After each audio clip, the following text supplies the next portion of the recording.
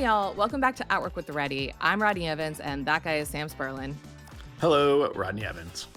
Every other week, we are tackling one tough, thought provoking listener question and sharing a few ideas that we hope are going to help you out. Sam, what have you got for us this week? All right. This week's question is, and this is simplified from a longer, more detailed question, but I think I'm going to get to the heart of it here. How can our IT organization move from an inconsistent and fragmented federated model where accountability is unclear, central teams are seen as cost centers, and modernization efforts have focused only on technology, to a more consistently aligned federated structure that avoids duplication, improves accountability, and fosters better collaboration between central and federated teams? Rodney, where does your head go on this question? Yeah, so in general, this is a tough org design question, so I appreciate it.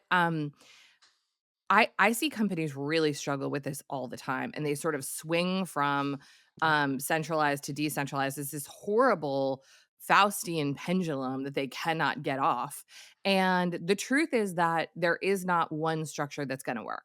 So what you're seeing as the cracks in the federated model are going to be true and problematic and increase over time. And if you were to pull it all back into the center, you'll create a whole new basket of problems that look different. So, the first thing to do is know that there is a third way between centralized and decentralized that you've got to find. And my first idea to actually start figuring that out is, what are you designing for? So, Right. this is where design principles behind this structure are really, really helpful. And design principles in this case have to get super specific. Like, it might be like, this tier of customer gets white glove service, and this tier of customer is entirely self service. Or this suite of products or platforms is consistent across the enterprise and centrally controlled, and these kinds of tools and systems can be purchased at the discretion of the federated teams. Like, you're gonna have to get really dialed in on what's meant to be consistent across and why, and where you can allow customization at the edge. That's number 1 for me. Sam, what about you? So the thing that I would add to that is needing to get really clear on the outcomes that we actually care about. So yes, I agree Yeah. about design principles, but like why are we actually doing this? And the answer can't be, as even though as the org design nerd you probably want it to be, something along the lines of, well, this is the future of work, or like decentralization is like what will make us, like it can't be this like theoretical philosophical answer about why the organization should be Yeah, don't say decentralized. the Spotify model. No, Don't say the nobody wants to Spotify hear. model. You have to be really clear, like, what value are we actually trying to create? What Yeah. outcomes are we trying to create that we think this model will allow us to better pursue? That is the only way you get in a really stable version of this. And people aren't going to care about the org nerd design reasons. Yeah, I think that's right. I also think that there's the structural component of it, and then there's the capability component of it. And whether you're talking about the centralized teams or you're talking about, one ring out from that where you've got these federated teams, you really need to create some capability here around things like product thinking, user-centered design, and have really strong feedback loops between the center teams and the edge teams, and the edge teams and their end users. The reason I'm saying that is because where this tends to go wrong is that the center starts solving problems nobody has, and the edge teams are seen as the more like value oriented, customer driven teams because they're closer to the end user. And actually, everyone should be operating using these skills, using product thinking, using experimentation. But a lot of times, what we see is this bifurcation where the centralized teams act in a much more rigid way and the edge teams act in a much more flexible way, and both think the other is wrong and are annoyed. And Yeah. like, everybody needs to be like, the edge teams can't just be chaotically Yeah. solving one-off problems for their users, because that is not scalable and you will create so much org debt, you will collapse under the weight of it. And the central teams can't be just like filing TPS reports. Like, you got to have this like adaptive skill set in all of the teams, ha having that and actually going through the experience of learning those skills is also gonna create a level of empathy between those teams that might be missing right now. Totally. My one last kind of watch out for this is anytime I'm working with a team or an organization where there is this decentralization push, and in the same breath we start talking about duplication of effort, Uh-huh. I try to put a stop to that because the goal cannot be perfect deduplication in a highly Right. federated, decentralized way of working. And I think a lot of times organizations get really wrapped around the axle around like we can't have teams doing similar or the same things. And in a decentralized model, I think you are really setting yourself up for a bunch of busy work to get perfect deduplication when really you're prioritizing for something else. The resiliency, the redundancy, and that comes at a cost of potentially some duplication. So I think you have to get comfortable with that idea if you're going to go in a federated or decentralized way. I was gonna make a very similar point, Sam, which is you are going to in this model, you are going to trade off perceived efficiency for adaptability and hopefully for innovation. But to your point, like, the inefficiency in the short term is going to look like people duplicating effort, people not talking to each other, people recreating work that has already been done somewhere else, blah, blah, blah.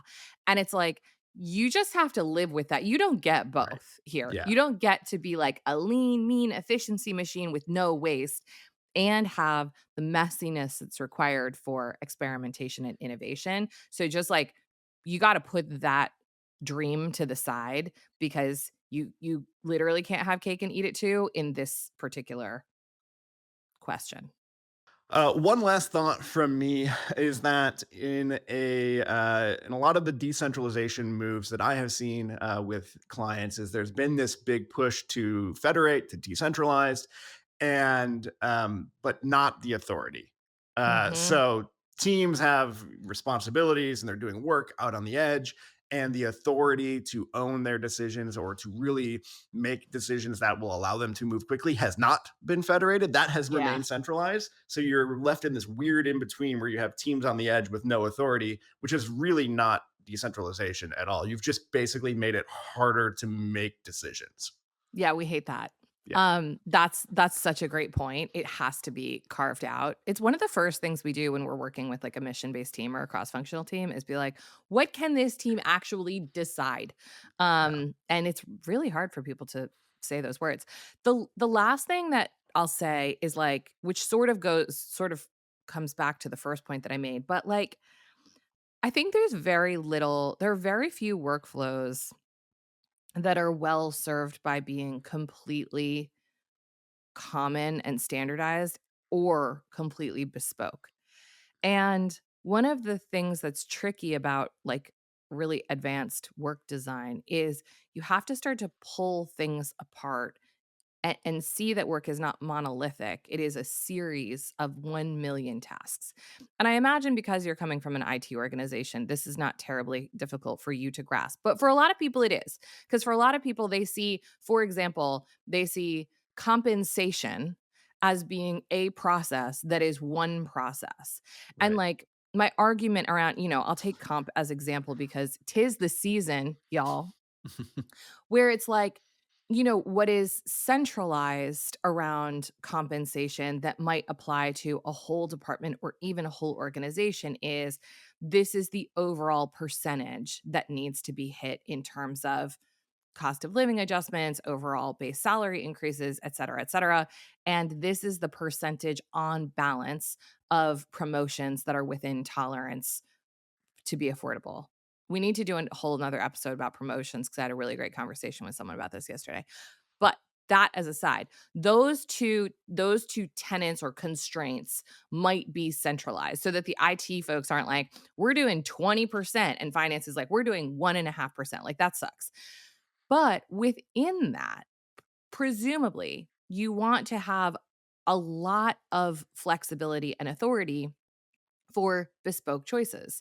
And like, if you want to put your whole budget on the burgeoning AI team that you think is going to help you through the next phase shift and keep everybody else flat because you think that like it's a buyer's market, you should have the flexibility to do that. Now, I'm using compensation as an example, but it is an example that can be translated to lots and lots and lots of things, including building technology for an organization.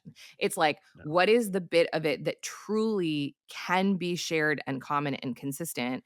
And within that same workflow, that same value stream, what really is better served by being configured at the edge? And most organizations are not well set up to do that, but I actually think that's the work. Yeah. All right. That is it for this mini. If you've got a question of your own, hit us up at podcast@theready.com. We will see you back next week for a full episode of At Work with the Ready. Thank you for being a listener.